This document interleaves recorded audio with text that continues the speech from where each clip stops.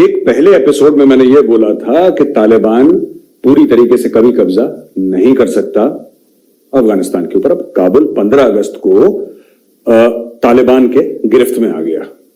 मेरा ये एपिसोड निकाल के मेरे जो पाकिस्तानी दोस्त हैं, भाई बहन हैं, उन्होंने खूब मजाक उड़ाई सोशल मीडिया पे कि बोला मेजर साहब अब तो आपकी भविष्यवाणी गलत निकल गई और काफी हा हू करी।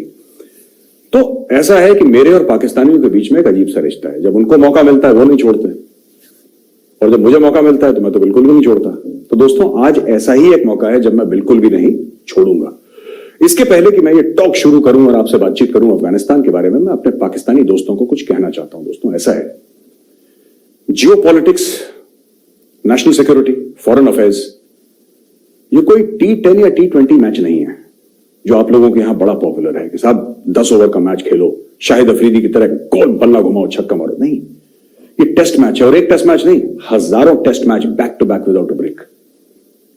तो अगर आपको लगता है कि मैच खत्म हो गया है, और अगर आपको लगता है कि सब कुछ ठीक ठाक है और काबुल पे तालिबान काबिज हो गए, पाकिस्तान पे तालिबान काबिज हो गए, तो यह बहुत बहुत बड़ी गलतफहमी है। पाकिस्तान, आपके खुद के मुल्क के बड़े बड़े स्ट्रेटेजिक थिंकर्स ये कह रहे हैं कि क्या ये कोई बड़ी गलती तो नहीं हो गई।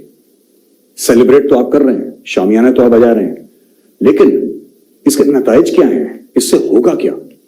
आज मैं आपको यह बताऊंगा कि तालिबान के काबुल आने से होगा क्या और वहां पे चल क्या रहा है। जो पाकिस्तान, हमारे यहां सिगरेट बेचते हैं ना, उसके ऊपर लिखा रहता है कि सेहत के लिए हानिकारक है। तो मैं आपको बता रहा हूं कि तालिबान जो काबुल में आया है, पाकिस्तान और पाकिस्तानियों की सेहत के लिए जबरदस्त तौर पर हानिकारक है। आपको इसका खामियाजा बहुत बड़ा भुगतना पड़ेगा, और वो खामियाजा भुगतना आपने शुरू भी कर दिया है, वो काम शुरू हो गया है। और मैं आपको एग्जाम्पल दूंगा, आपको वीडियोस दिखाऊंगा। सबसे पहले मैं ये बताना चाहता हूं अपने पाकिस्तानी दोस्तों को कि जब अशरफ गनी भागा वहां से, काबुल से भागा, तो अकेले नहीं भागा, उसके जहाज में खैर कई 100 मिलियन अमेरिकन डॉलर्स तो थे, और इतना पैसा लेके भागा कि कुछ उसको छोड़ना पड़ा नीचे। लेकिन उसके साथ 51 उसके खास लोग भी थे, उसके मिनिस्टर्स भी थे, जो उसी जहाज में उसके साथ भागे हैं। और ये जहाज किसका था? ये जहाज रूस का था। ये एक रशियन एयरक्राफ्ट यानी कि रूसी एयरक्राफ्ट था, जिसके अंदर 51 लोगों को लेकर अशरफ गनी भागा। टोटल 52 लोग भागे थे, बहुत सारा पैसा लेके। अब आप खुद सोचिए, एक साथ इतने लोग क्यों भागे एक ही हवाई जहाज में? और सबसे बड़ी बात, भागे तो सभी, सबसे बड़ी बात, रशिया ने इनको अपना एयरक्राफ्ट क्यों दिया? सोचिए इसके बारे में। तब मैं ये पूरी जो जिसको कहते हैं इसके ताने बाने में जोड़ूंगा अंत में, लेकिन food for thought for the Pakistani जो बड़े शामियाने बजा रहे हैं, जो बड़े खुश हो रहे हैं कि साहब अब तो पार्टी हो गई, अब तो अफगानिस्तान में तालिबान आ गया और हमारे भाई हैं, और त्यासी भी मुसलमान थे, तुसी भी मुसलमान। ये जो आपके दिमाग में बातें चल रही, जो कीड़े चलते हैं आपके दिमाग में, जरा मैं इनको दूर करूंगा। लेकिन सबसे पहले आप ये सोचिएगा कि रशिया ने उनको एक हवाई जहाज क्यों दिया? जब अमेरिकी गए वहां से, और जब ये वीडियो रिलीज हो रहा है तब भी अमेरिकी वहां से जा ही रहे हैं, लेकिन जब अमेरिकी फौजें जो वहां पे ऑपरेशंस कर रही थी, अब जो फौजें हैं वो तो सिक्योरिटी के लिए हैं, एम्बेसी का स्टाफ और अमेरिकन को वहां से ले जाने के लिए, लेकिन जब वहां पे अमेरिकी फौजें निकल रही थी तो अलग अलग जगह, मुख्तलिफ जगह वो डॉलर्स के भंडार छोड़कर गई थी। यानी कि पूरे कमरे जिसमें डॉलर्स भरे हैं, पूरे गोदाम जिसमें हथियार भरे हैं। कुछ तालिबान के हाथ लगे, कुछ तालिबान के हाथ नहीं लगे। ऐसा क्यों हुआ? अमेरिकन तो अपनी मर्जी से छोड़कर गए थे। अब जब अमेरिकन गए अफगानिस्तान से तो अपनी मर्जी से गए थे। डेट ऑफ डिपार्चर उन्होंने खुद डिसाइड करा था, और जो दोहा अकॉर्ड था तालिबान के साथ साइन करा था, वो तो तालिबान के साथ अंडरस्टैंडिंग थी। और अभी तक अमेरिकन के ऊपर तालिबान ने अटैक नहीं करा, ना तालिबान के ऊपर अमेरिकन ने अटैक करा है। जो शुरू में एयर स्ट्राइक्स हुई थी वो खत्म हो गई, लेकिन अभी तक तो कुछ नहीं करा उन लोगों ने। फिर ये बात क्या है? ये बात क्या है कि अफगानिस्तान में जगह जगह कमरे मिल रहे हैं डॉलर से भरे हुए, बड़े बड़े हॉल मिल रहे हैं हथियारों से भरे हुए। क्या आपको लगता है अमेरिकी फौज बेवकूफ है? कितना असला बारूद पीछे छोड़ के चली गई, इतने डॉलर, करोड़ों अरबों डॉलर पीछे छोड़ के चली गई। कमरे मिल रहे हैं, कमरे मिल रहे हैं डॉलर्स के। देखिए जरा एक वीडियो छोटा सा।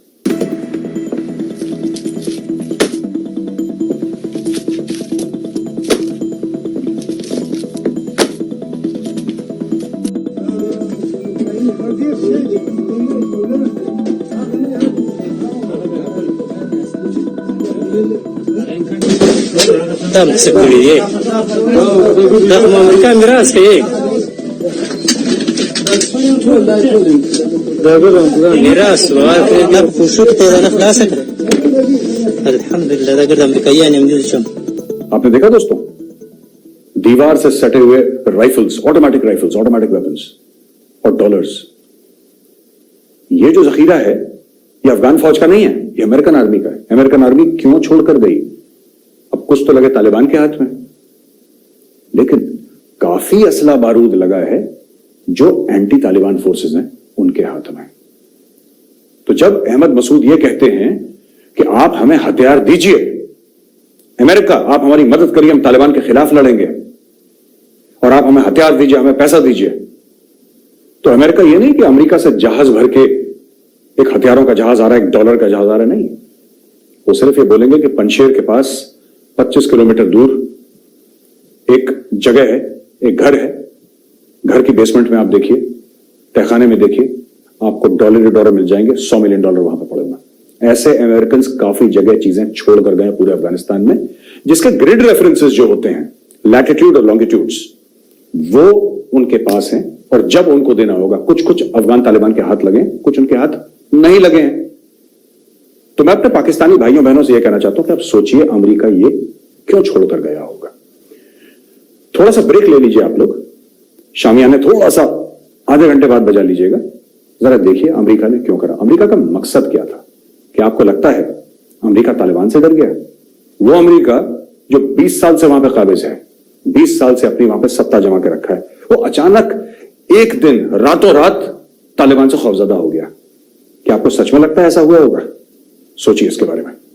दोस्तों, जो 15 अगस्त और 16 अगस्त को अफगान तालिबान ने मीठी मीठी बातें करी थी कि औरतों को डरने की जरूरत नहीं है, जो औरतें सरकार में काम करती हैं वो जाके अपना जॉब कर सकती हैं, डोंट वरी, कोई दिक्कत नहीं है.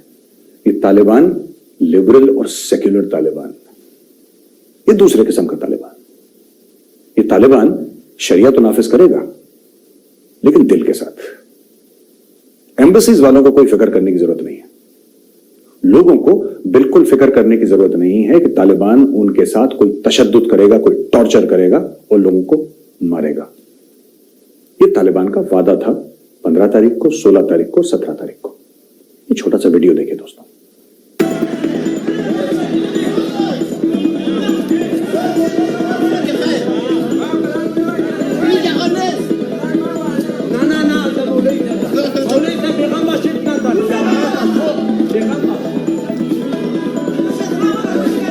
देखिए आपने तालिबान की कारकर्दगी देख ली. जैसे ही तालिबान पावर में आया, जैसे ही उसको लगा कि बाहर की फौजें वापस जा रही हैं, तालिबान ने वही अपना भयानक चेहरा लोगों को दिखाना शुरू कर दिया. कभी किसी की हत्या करी, कभी किसी को गोली मारी, कभी किसी का कत्ल करा. वहां पे कोर्ट्स नहीं है, वहां पे कैंगरू कोर्ट्स हैं, जिसको अंग्रेजी में कैंगरू कोर्ट्स कहते हैं. यानी कि 4 तालिबान वाले मिले, एक उनमें बुजुर्ग तालिबान वाला वहां पे बैठा, उनका सरपरस्ती करता हुआ सामने एक औरत को लेकर आए, बोला साहब ये जासूस है, उसके सर पे गोली मार दी. ये तालिबानी कानून है, कोई सुनवाई नहीं, कोई नहीं. जो तालिबान का दुश्मन उसको गोली मारो. ऐसा क्यों करती है तालिबान? क्योंकि तालिबान एक दहशतगर्द तंजीम है. आप उसको फ्रीडम फाइटर बोलिए, आजादी के दीवाने बोलिए, आपको जो बोलना बोलिए, आप पाकिस्तानी हैं, आपको वैसे ही 100 खून माफ है. लेकिन मैं आपको बताता चलूं कि दहशतगर्द तंजीम वो इसलिए है क्योंकि दहशत से काम लेती है. क्यों इतने लोग भाग रहे हैं? जो आम अफगान है, किसी की टेलर की दुकान, किसी की काबुली पुलाव बनाने की दुकान, किसी का मोची का काम, किसी का कपड़े का काम, किसी का लकड़ी का काम, ये लोग तो कोई जासूस नहीं है. ये कोई अशरफ गनी के सगे तो नहीं है. ये अमेरिका के कोई जासूस, कोई खुफिया जासूस तो नहीं है अमेरिका के, या CIA के, रॉ के, मोसाद के. तो आम अफगान है, आपके मुसलमान भाई हैं. ये क्यों भाग रहे हैं? आप सोचिएगा. मैं चाहता हूं आप सोचिए ध्यान से कि ये जो लोग भाग रहे हैं अफरा तफरी में, डर के मारे, कोई जहाज के पहिए पकड़ के ऊपर उड़ रहा है और नीचे से गिर रहा है, ये जो पूरा अफरा तफरी का माहौल बना हुआ है वहां पे, ऐसा लोग क्यों कर रहे हैं? इसलिए कर रहे हैं क्योंकि इन लोगों ने आज से 20 साल पहले तालिबान को देखा है. तालिबान कितनी भी मीठी बातें करे, जो आम अफगान है वो भाग रहा है. आपके खुद के पाकिस्तान के बॉर्डर पे 5 लाख अफगान महाजरीन वहां पर खड़े हैं। वो क्यों खड़े हैं? अगर तालिबान देशभक्त हैं, बड़े तालिबान फ्रीडम फाइटर्स हैं, आजादी के दीवाने हैं, हुर्रियत पसंद हैं, सब कुछ, अगर तालिबान इतने अच्छे हैं तो उनकी खुद के लोग अफगान फौज भागे, मुझे समझ में आता है, उनके जासूस भागे, मुझे समझ में आता है। लेकिन जो 20-25 लाख लोग भाग रहे हैं, करीब 60-70 हजार लोग तो उनके एयरपोर्ट में आज की तारीख में, ये सब लोग कोई तजाकिस्तान के लिए भाग रहा है, कोई इंडिया के लिए फ्लाइट पकड़ रहा है, कोई अमेरिका के लिए, कोई यूरोप के लिए, कोई ईरान के अंदर घुसने की कोशिश कर रहा है। पाकिस्तान, आपके मुल्क के सामने खुद इतने लोग खड़े हैं बॉर्डर पे, चमन बॉर्डर और दीगर क्रॉसिंग पॉइंट्स पर खड़े हैं लोग। ये क्यों भाग रहे हैं? आप तो कहते हैं तालिबान बहुत अच्छे हैं भाई, बहुत शरीफ लोग हैं, इज्जत से बात करते हैं, सच्चे मुसलमान हैं, फिर दूसरे मुसलमान इनको देख के क्यों भाग रहे हैं? क्या ये सब के सब जासूस हैं? देखिए छोटा सा वीडियो, किस तरीके से आम अफगान वहां से अपनी जान बचा के भाग रहा है। जो जासूस नहीं है, छोटे बच्चे, औरतें, बुजुर्ग, ये भाग रहे हैं।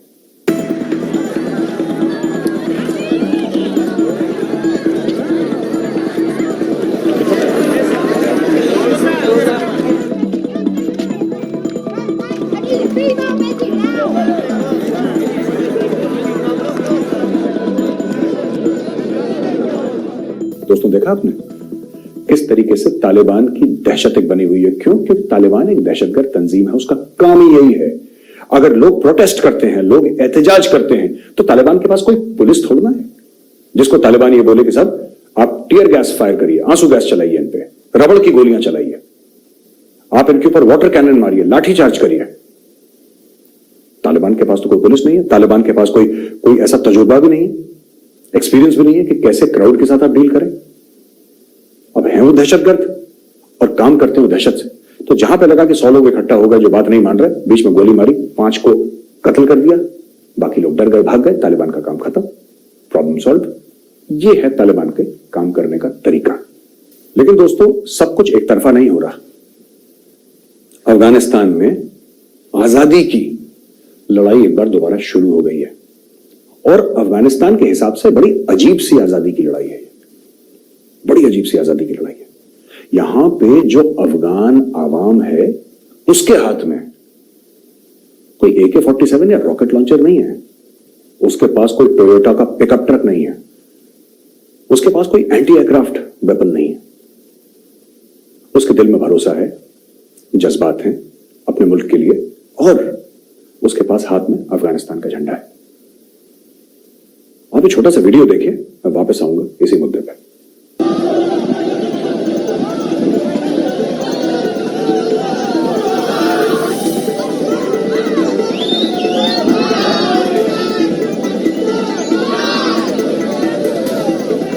आपने देखा दोस्तों किस तरीके से आम लोग तालिबान के खिलाफ आ रहे हैं, तालिबान के झंडे नीचे गिरा के अफगानिस्तान का झंडा ऊपर वापस लगा रहे हैं, अफगानिस्तान का परचम लहरा रहे हैं। ये आम लोग हैं। तो जो पाकिस्तानी भाई बहन कहते हैं ना, बड़ी लुडियां डाल रहे हैं और भंगड़े डाल रहे हैं और साहब कि ऐसा ये हो जाएगा, वो हो जाएगा, ऐसा हो जाएगा, ऐसा नहीं होगा। मैंने क्या बोला था आपको? ये टेस्ट मैच है, और वो भी एक नहीं, कई 100 test match back to back without break. अभी कहानी बहुत लंबी है, बहुत लंबी कहानी है दोस्तों। नॉर्दर्न अलायंस एक बार दोबारा जन्म ले रहा है। नॉर्दर्न अलायंस, ये अहमद शाह मसूद, जिनके बेटे अहमद मसूद पंशीर में हैं, अमरुल्लाह सलेह जो पहले NSA हुआ करते थे अफगानिस्तान के, फिर वाइस प्रेसिडेंट हुए, वो पंशीर में हैं। और धीरे धीरे जो अफगान फौजी हैं वो पंशीर पहुंच रहे हैं, जो अफगान आर्मी के हैं। ये देखिए छोटा सा वीडियो, फिर मैं वापस आऊंगा इसी का तर्जिया करने के लिए।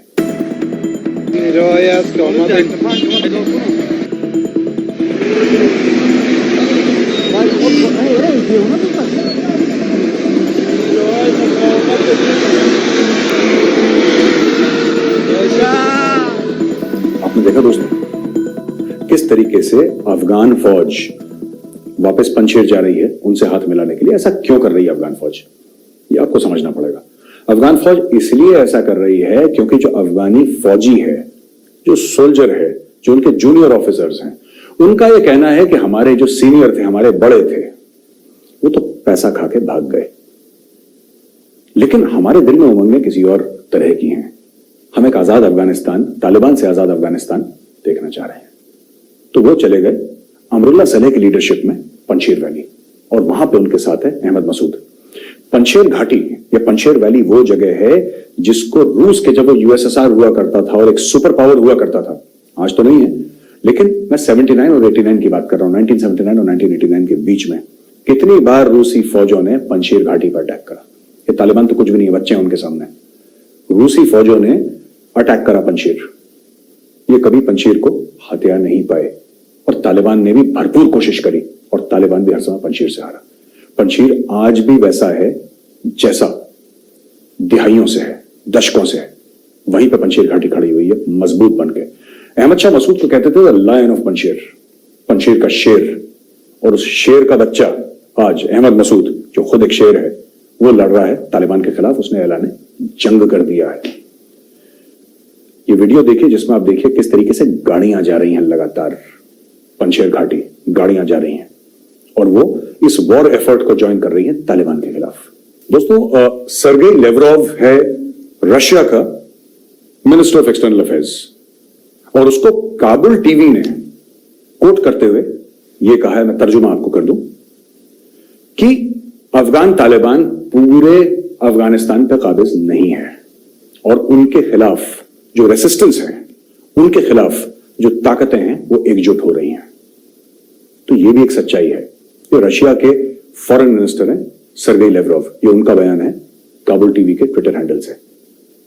यानी कि कहने की बात यह है कि जो ये समझते हैं कि पूरे अफगानिस्तान पे काबिज हो गया है तालिबान, ये गलत है। और उसके अलावा जो उनकी एंटी तालिबान फोर्सेस हैं वो सब जाके अमरुल्लाह सलेह और सब जाके अहमद मसूद के अंडर लड़ने को तैयार हो चुकी हैं और वहां पे इकट्ठा हो रही हैं। एक मैसिव ऑफेंसिव है जिसकी तैयारी हो रही है, मैसिव बहुत बड़ी लड़ाई, एक जंग की तैयारी हो रही है और उन लोगों ने अमेरिकन से ऑलरेडी मदद की गुहार लगा दी है। उन्होंने बोल दिया कि हमें हथियार दीजिए, आपको लड़ने की जरूरत नहीं है, हमारा मुल्क है, हम लड़ेंगे, लेकिन हमें हथियार चाहिए, हमें फंड्स चाहिए। और अमेरिका के पास ना हथियारों की कमी है ना फंड्स की कमी है। हिंदुस्तान पहले भी सपोर्ट करता था नॉर्दर्न अलायंस को, हिंदुस्तान दोबारा कर देगा। पैसे ही तो देने हैं ना, पैसे ही तो देने हैं, वहां पर अपने फौजी थोड़ा ना डालने हैं। और पैसा कैसे? कंप्यूटर खोल के बटन दबाया, $100 मिलियन पहुंच गया। आजकल तो ऐसे ही पैसा पहुंचता है। अब पाकिस्तान में तो नहीं पहुंचता, डाकिए के थ्रू ही पहुंचता है। आप लोग पता नहीं आपके बैंक्स इंटरनेट से कनेक्टेड है कि नहीं पाकिस्तान में, मुझे नहीं पता इसलिए बोल रहा हूं, लेकिन बाकी दुनिया में ऐसे नहीं होता। बाकी दुनिया में बटन दबाइए, पैसा पहुंच जाता है। हमें अगर यहां से पैसा पहुंचाना है तो कितना मुश्किल है, 5 मिनट का काम है। कितने पैसे चाहिए बताइए? और जो पाकिस्तानी भाई और बहन ये कह रहे हैं कि हिंदुस्तान का पैसा डूब गया अफगानिस्तान में, बड़े सोशल मीडिया पर खुशी मना रहे हैं। मैं आपको एक और बात बता दूं, देखिए, पैसा उसका डूबता है जिसके पास होता है। आप बताइए, आप अपनी तारीख में, अपने इतिहास में 75 साल के आप भी हो गए, एक बात बताइए, आप कभी कह सकते हैं कि पाकिस्तान का पैसा डूब गया? पैसा किसका डूबता है? $3 बिलियन होने भी चाहिए दोस्तों डुबाने के लिए। आज की तारीख में अफगानिस्तान को जो चाहिए, क्या आप उसको दे सकते हैं? क्या एज यूजुअल, जैसे आप हर समय करते हैं, आप सिर्फ उनसे उम्मीद लगाएंगे कि तुम हमें कुछ दे दो? आप भी तो आगे बढ़िए, आप भी तो कहिए कि कोई बात नहीं, हम हर समय मांगते हैं सबसे, लेकिन आज हम आपको कुछ देने के लिए आए हैं। क्या है आपके पास देने के लिए? सोचिएगा जरा। दोस्तों, अमरुल्लाह सलेह, इन्होंने अफगानिस्तान नहीं छोड़ा, बाकी सब छोड़ गए। अशरफ गनी और उसके 51 एडवाइजर्स और मिनिस्टर्स वो भाग गए वहां से। बाय द वे, रूस के जहाज में भागे थे, मैंने आपको बताया था। एरोफ्लोट जो रशिया की नेशनल एयरलाइंस है, उसका रशिया ने जहाज भेजा और उसमें भागे हैं वो लोग। रशिया उनका कल किस तरीके से फायदा उठाएगा वो तो वक्त ही बताएगा, मैं बता नहीं सकता। लेकिन अमरुल्लाह सलेह अफगानिस्तान के अंदर है, क्योंकि पंशेर अफगानिस्तान के अंदर है। अमरुल्लाह सलेह बैठा है वहां पे। और तजाकिस्तान जो एक मुल्क है बिल्कुल बगल में अफगानिस्तान के, बॉर्डर शेयर करता है, जिसमें ताजिक ज्यादा हैं, कुछ उज्बेक भी हैं। और बाय द वे, ताजिक और उज्बेक अफगानिस्तान के अंदर भी बहुत ज्यादा हैं। तजाकिस्तान ने क्या करा? तजाकिस्तान ने अशरफ गनी की फोटो हटा के, जहां पे लिखा था प्रेसिडेंट ऑफ अफगानिस्तान, अफगानिस्तान का सदर, वहां पे अशरफ गनी की फोटो हटाई और वहां पे लगा दी अमरुल्लाह सलेह की फोटो। यानी कि तजाकिस्तान, एक मुल्क, ये तस्लीम करता है कि अमरुल्लाह सलेह सच्चा सदर है अफगानिस्तान का। तो ये सूरत हाल है। आपको लग रहा है कि सब हलवा है, बस पूड़ी की जरूरत है, पूड़ी आ जाए तो हलवा खा लें, ऐसा नहीं होता दोस्तों। अभी बहुत लंबा खेल बाकी है, टेस्ट मैच है ये। अभी तो सिर्फ तालिबान ने बैटिंग करी है, दूसरी तरफ ने तो बैटिंग करी नहीं और आपने मिठाइयां बांट दी, ढोल पीट लिया आपने। सरेपुल, देहसला और बानू। सरेपुल, देहसला, बानू, ये 3 डिस्ट्रिक्ट्स हैं जो कि नदर्न अलायंस ने वापस ले लिए तालिबान से। तो मेरे पाकिस्तानी भाइयों बहनों, आप ये मत सोचिएगा कि तालिबान पूरा हावी हो गया है। लड़ाई अभी भी चल रही है और जो ऑपोजिशन है तालिबान का, it is gaining in strength, it is gaining in ferocity and it is gaining in momentum. तो 3 ऐसी डिस्ट्रिक्ट्स हैं जो तालिबान के कब्जे में थी, तालिबान से वापस छीन ली हैं। और उन्होंने अमेरिका और दीगर जो आपके मगरबी ममालिक हैं, वेस्टर्न पावर्स हैं, उनको ये बोल दिया है कि आप हमें वेपन्स दीजिए, पैसा दीजिए, तालिबान की हम नाक में दम कर देंगे। क्या नदर अलायंस तालिबान को काबुल से खदेड़ सकता है? मुझे पता नहीं, इसके बारे में मैं नहीं कह सकता। लेकिन हां, यह बात तय है कि चैन की नींद नहीं सोएगा तालिबान आज के बाद। इतना तय है, तालिबान की नाक में दम हो जाएगी, बिल्कुल। ये छोटा सा वीडियो देखिए और फिर मैं आपको अगली बात बताऊंगा।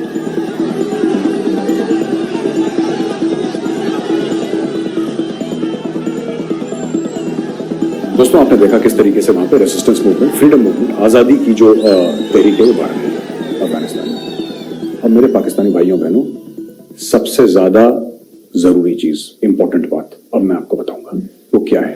वो दोस्तों, सबसे इंपॉर्टेंट बात यह है कि अफगानिस्तान को चलाने के लिए तालिबान को चाहिए पैसे। $9.5 अरब, $9.5 बिलियन अफगानिस्तान का जो स्टेट बैंक था उसके अलग अलग मुल्कों में पड़े हुए थे, यानी कि मगरबी मुल्कों में पड़े हुए थे। तो बेसिकली पैसा आया कहां से? वो अमेरिका का पैसा था, अमेरिका देता था उनको पैसे। अमेरिका ने बंद कर दिए वो पैसे, वो फ्रीज हो गया। अब इनके पास पैसे नहीं है, अब काबिज हो गए ना वहां पे। आप चाहते थे कि आपको सत्ता मिल जाए, आप चाहते थे कि आपको पावर मिल जाए, आप चाहते थे कि आप अफगानिस्तान पे राज करें। अब आपको शरिया लगाना है, इस्लामिक लॉ लगाना है, कुरानिक लॉ लगाना है, आपको जो कानून लगाना है आप लगाइए, जो कानून लगाना है आप लगाइए, आपकी खुशी, क्योंकि अब अभी अफगानिस्तान आपके हाथ में। लेकिन मुल्क को चलाने के लिए पैसा चाहिए और पैसा है नहीं इनके पास। अफगान तालिबान के पास पैसा नहीं है। अफगान तालिबान ने जो अफगानिस्तान का स्टेट बैंक था, उसके बड़े बड़े जो आला अफसर थे उनके घर में गए, खूब थप्पड़ वप्पड़, बूट, जूते, राइफल के बट, सब जो तालिबान का बात करने का तरीका है कि पैसे कहां हैं, पैसे लाओ। उन्होंने बोला साहब पैसे है ही नहीं यहाँ पे, आप हमें जितना मारो, गोली भी मार दो, पैसे थोड़ा ना निकलेंगे, पैसे तो बाहर है विदेश में। और विदेश में अमेरिका ने ताला लगा दिया, क्योंकि अमेरिका का था पैसा। वो तालिबान कुछ बनाता नहीं है, अफगानिस्तान कुछ नहीं बनाता। इसके पहले जो अशरफ गनी की सरकार थी वो कुछ नहीं बनाती। आपने पिछली बार कब कमीज खरीदी थी जिसमें लिखा था मेड इन अफगानिस्तान? आपने पिछली बार कब कोई जूता खरीदा था, कोई घड़ी खरीदी थी आपने, मोबाइल फोन खरीदा था आपने, या कोई भी ऐसा मिक्सी वॉशिंग मशीन खरीदी थी जिसमें लिखा था मेड इन अफगानिस्तान? है ही नहीं ऐसा। कहां से खरीद लेंगे आप? तो अफगानिस्तान के पास पैसा कहां से आता है? अमेरिका देता है पैसे। अब जब अमेरिका वहां पे नहीं रहा तो अमेरिका ने बोल दिया ठीक है साहब, जो आपके सगे आप उनसे लीजिए, हमसे क्यों मांग रहे हैं पैसे? अमेरिका मुर्दाबाद, अमेरिका काफिर, अमेरिका शैतान। तो ठीक है, अगर अमेरिका मुर्दाबाद भी है, काफिर भी है, शैतान भी है, तो पैसा लो किसी और से। और अमेरिका ने जो छोड़ के गया था कैश, वो छोड़ के गया, उसका मकसद कुछ और है, लेकिन सरकार को पैसे नहीं देगा। अगर हम तालिबान को सरकार मानते हैं अफगानिस्तान की, तालिबान को ₹1 नहीं देगा। अब तालिबान को अफगानिस्तान चलाने के लिए अगले साल 25 से लेकर $30 अरब चाहिए। समझ रहे मेरे पाकिस्तानी भाइयों बहनों? $30 अरब, ये जिंदगी की सच्चाई है। आप लोग कहते हैं मुजाहिद हैं, गाजी हैं, देखिए ये सब फालतू की बातें तो चलती रहती है दुनिया में। सच्चाई एक ही है, पैसा। और पैसा है नहीं उनके पास। चरस अफीम बेच के आप मुल्क नहीं चला सकते। आप कुछ लोगों का फायदा करवा सकते हैं।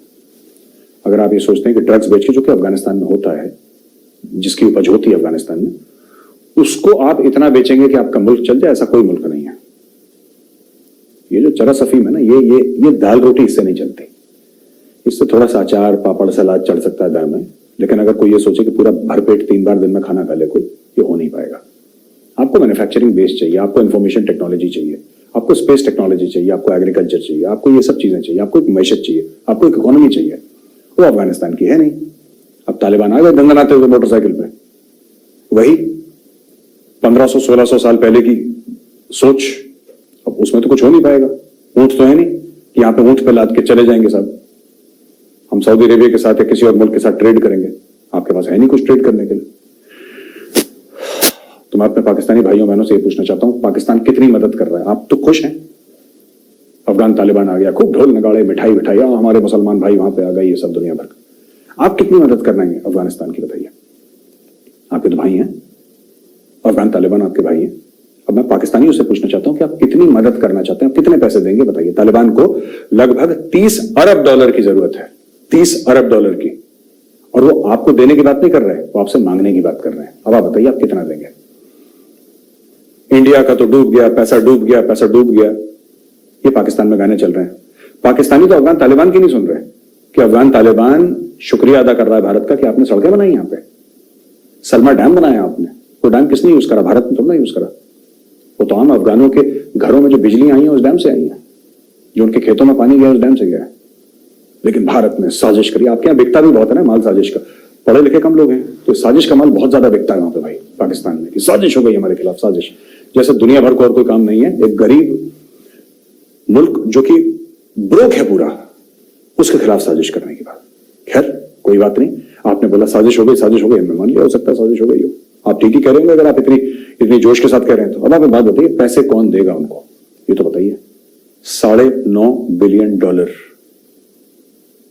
उनके बंद हो गए और उनके पास है ही नहीं पैसे। चीन कितना देगा, एक बात बताइए। आप बड़े चीन को उछलते हैं, चीन चीन चीन, कितना देगा चीन?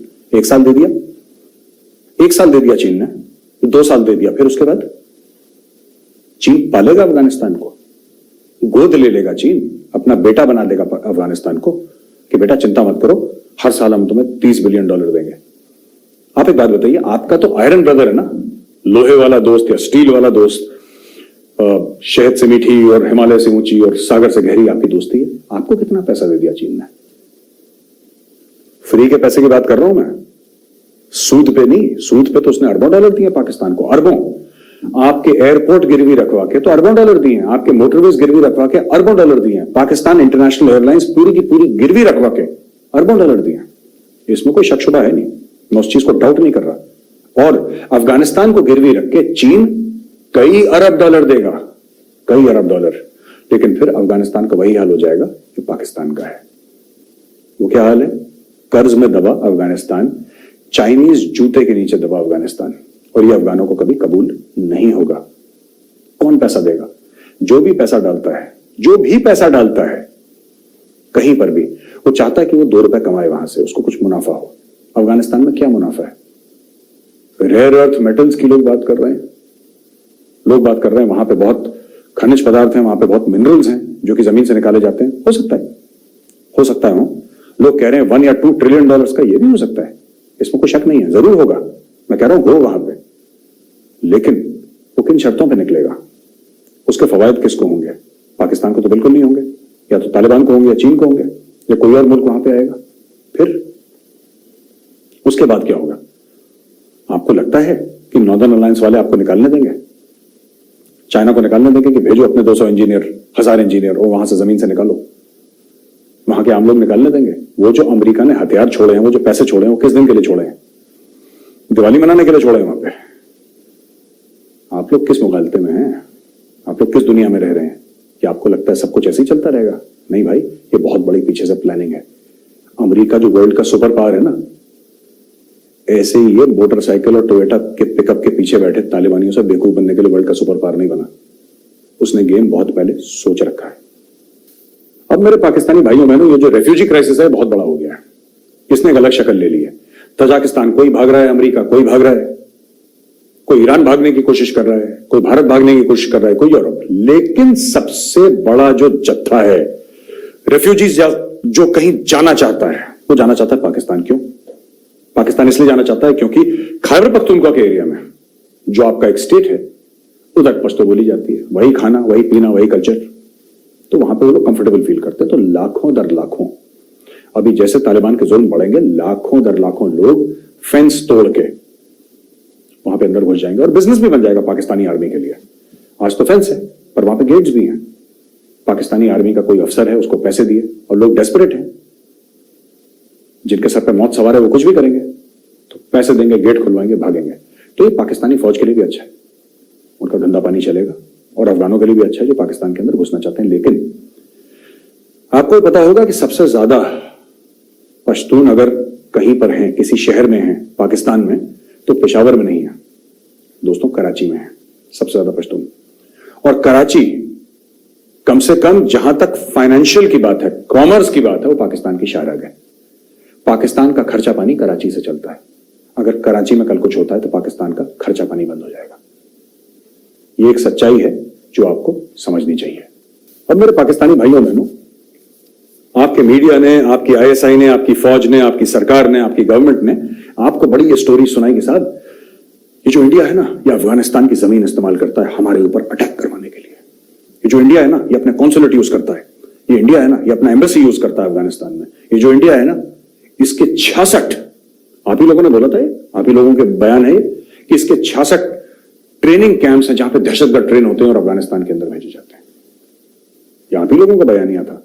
और आपकी फौज ने आपको खूब जाफरानी चूरन खिलाया और आपने बड़े मजे से चाटा खाया भी वो चूरन। लेकिन एक बात बताओ यार, हमारा एम्बेसी बंद हो गया, हमारे कॉन्सुलेट्स बंद हो गए, और आपके सगे भाई तालिबान वो अफगानिस्तान के ऊपर काबिज हैं, कंट्रोल उनके पास है। फिर ये कराची में ग्रेनेड ब्लास्ट कैसे हो गया? फिर वो धमाका गवादर बलूचिस्तान में कैसे हो गया जिसमें इतने चीनी मर गए? और रात रात को आईएसआई वाले कॉल कर रहे हैं आपके मीडिया को कि इसको इतना बड़ा ब्लास्ट मत दिखाना, इसको थोड़ा सा धीरे कवरेज करो, कवरेज छोड़ दो, इसकी रोक दो इसकी।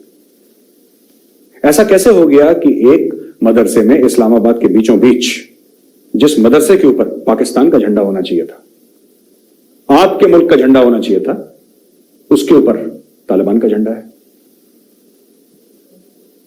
यह भी इंडिया करवा रहा है। ऐसा कैसे हो सकता है कि जब अफगान तालिबान काबिज हुआ और जेल उसके अंडर आए तो सबसे पहले उसने तहरीक तालिबान पाकिस्तान के लोगों को छुड़वाया वहां से? ये कैसे हो सकता है? आप तो यही कह रहे थे ना आज तक कि तहरीक तालिबान पाकिस्तान को इंडिया फंडिंग करता है, रॉ फंडिंग करता है, हमारे खिलाफ यूज करता है, और जो अफगान तालिबान है वो गुड तालिबान है और ये टीटीपी वाले बैड तालिबान है।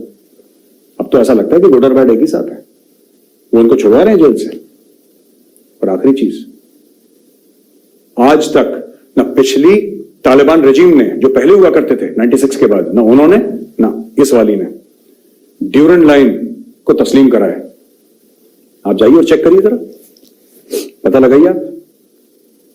जो आपका बॉर्डर है अफगानिस्तान के साथ, उसको तस्लीम नहीं करा आज तक तालिबान ने। अशरफ गनी छोड़ दीजिए, अशरफ गनी को छोड़ दीजिए, अमेरिका का पिट्ठू था, अमेरिका का एजेंट था, ये था, सीआईए, मोसाद, रॉ, एनडीएस, यही 4-5 चूरन की पुड़िया जो आप लोग खाते हैं रोज। लेकिन तालिबान तो आपके सगे हैं, आप उनको बोलिए ना। मैं आपको एक बात बताऊं, बुरा लगेगा आपको सुन के, लेकिन पाकिस्तान की खुद मुख्तारी को तालिबान नहीं मानता। और मैं टीटीपी की बात नहीं कर रहा, मैं अफगान तालिबान की बात मान रहा हूं। अब बोलिए अफगान तालिबान को कि पाकिस्तान की जो जमीनी हुदूद है उसको तस्लीम करिए। बोलिए मुल्ला बरादर को, बोलिए मुल्ला बरादर को, बोलिए उससे कबूल करवाइए कि पाकिस्तान की जो जमीनी हुदूद है, आपको पता है अफगान तालिबान खैबर पख्तूनख्वा को पाकिस्तान का हिस्सा नहीं मानता। मरगला हिल्स तक, जो इस्लामाबाद के बिल्कुल करीब है, जिसके ऊपर खड़े हो तो आपको पूरा इस्लामाबाद शहर दिखाई दे, वहां तक अपनी हद मानता है। आप पता लगाइए जरा, उनके पास के इंटरनेट पर जाइए और उनका बयान देखिए, वो लोग क्या बातें करते हैं, तब आपको समझ में आएगा कि पूरा माजरा है क्या। तो मेरे पाकिस्तानी भाइयों बहनों, अलग किस्म के मुख्तलिफ प्रेशर्स हैं जो अफगान तालिबान के ऊपर दबाव पड़ रहे हैं, अलग किस्म के।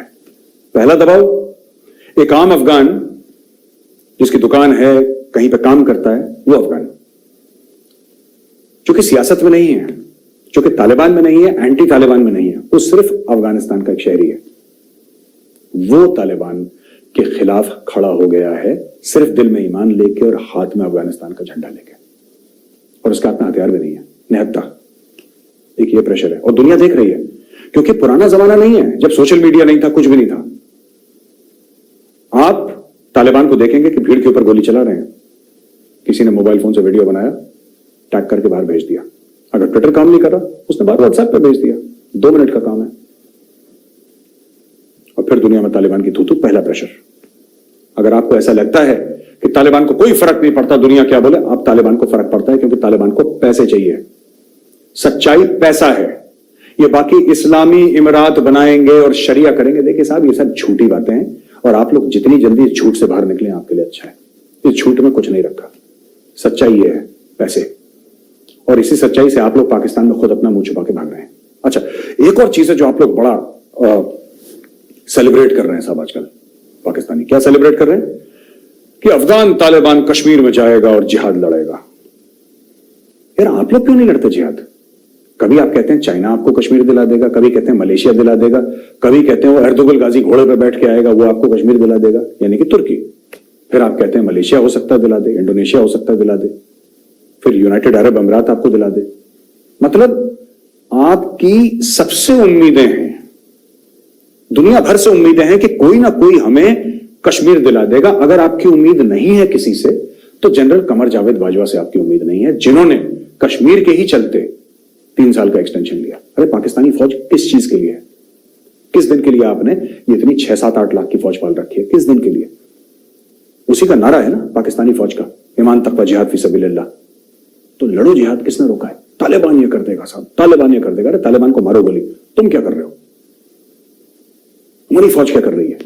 अपनी फौज को ही तो लो, मर्द मोमिन मर्द हक, कुछ तो करो। गाजी और पता नहीं मुजाहिद और अजीब अजीब से नाम दे रखे, करते कुछ है नहीं। बनाना उन्होंने वही फौजी फाउंडेशन का सीरियल है, वही खाद बनानी है उन्होंने, वही रियल एस्टेट की डील करनी है। अरे भाई आप इतने बड़े मर्द हैं, मर्द मोमिन हैं, मर्द हक हैं, तो आइए कश्मीर में, स्वागत है आपका। और जो आप कहते हैं ना कि तालिबान आ जाएगा और तालिबान कश्मीर में कर देगा, तो किसने रोका है? हमने हाथ जोड़ के आपको बोला था कि साहब मत भेजिए, बहुत डर लग रहा है। हमने तो नहीं बोला आपसे, अब भेजिए हमको। और जाते जाते एक छोटा सा वीडियो देखिए। We're talking about the situation in Afghanistan and its impact on Kashmir. I think a lot has been written on it, a lot has been said about it. Coming down to the Kashmir Valley, we are very clear, anyone who enters Kashmir Valley will not go back alive in whichever way. So our focus is very clear on counter-terrorism operations. देखा दोस्तों आपने video? ये थे lieutenant general KJS Dhillon. ये video थोड़ा सा पुराना है, शायद 2-1 साल पुराना होगा वीडियो, लेकिन जितना सच ये तब था उतना सच ये आज भी है। जनरल साहब ने साफ सीधी बात करी है, जिसको गलतफहमी में कश्मीर में आए वो जिंदा वापस नहीं जाएगा। कश्मीर में इंडियन आर्मी है, कब्रें हैं कश्मीर में, जहां तक नजरें डालिए वहां तक फॉरेन टेररिस्ट जो आए थे 90s में कश्मीर में, उनकी कब्रें हैं। आज तो खैर वो LOC का फेंस पार नहीं कर पाएंगे, लेकिन उनकी कब्रें हैं। कभी मौका मिले कश्मीर जाने का, अगर हालात ठीक हुए और आपका वीजा लग गया और आपको परमिशन मिल गई, तो देखिएगा आपको खुद आपके जान पहचान वाले पाकिस्तानी वहां पे हजारों की तादाद में मिल जाएंगे।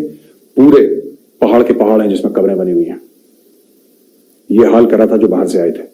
और आज भी इंडियन आर्मी का एक साफ मौकफ है, जो कि जनरल साहब ने आपको बता ही दिया। मैं थोड़ा सा और आपको एक्सप्लेन कर दूं। जो कश्मीरी हथियार उठाता है उसको हम कहते हैं सरेंडर करो, उसको ट्रेनिंग देते हैं, उसको पैसे देते हैं और उसको मेन स्ट्रीम में यानी कि मुख्य धारा में दोबारा जोड़ते हैं, क्योंकि वो जो कश्मीरी है वो हमारा भाई है। लेकिन जो बाहर से आएगा, खासतौर से पाकिस्तानी, वो भाई नहीं है और उसके साथ भाइयों वाला सलूक नहीं होगा। उसको वही कब्र मिलेगी जो पहाड़ के ऊपर है, गुमनाम कब्र, उसका नाम भी नहीं लिखा उसके ऊपर, बस जमीन में डाल दी और उसके ऊपर मिट्टी डाल दी। ये सच्चाई है, आप पूछिएगा तो वो लोग आपको बताएंगे। तो दोस्तों, एक फिल्म थी शाहरुख खान की, ओम शांति ओम, उसका एक बहुत मशहूर डायलॉग, आप लोगों को तो हिंदुस्तानी फिल्मों का बड़ा शौक है, हिंदुस्तान को दिन में गालियां देते हैं और रात को सभी पिक्चरें देखते हैं हमारी, हमें सब पता है। मेरे भी जासूस बैठे हैं पाकिस्तान के अंदर, है ना, आप लोग कितनी फिल्में पसंद करते हैं हमारी। तो ओम शांति ओम है शाहरुख खान की फिल्म, और उस फिल्म में एक डायलॉग है भाई, बड़ा मशहूर डायलॉग, वो इस सिचुएशन पे बिल्कुल फिट बैठता है। और वो डायलॉग है कि पिक्चर अभी बाकी है मेरे दोस्त। जय हिंद।